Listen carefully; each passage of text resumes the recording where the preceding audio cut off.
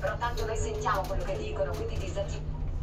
No, io più che altro avevo paura per l'appello, che magari poi quando faceva l'appello non riuscivo a inserire il microfono e quindi risultava assente. Infatti non so se mi hai sentito che quando sono arrivata a casa ho detto non so se alle 4, 4 un quarto ho fatto l'appello, ma io è stato il momento in cui si è scollegato, stavo arrivando a casa, comunque mi si è scollegato e poi l'ho attaccato anche al caricatore.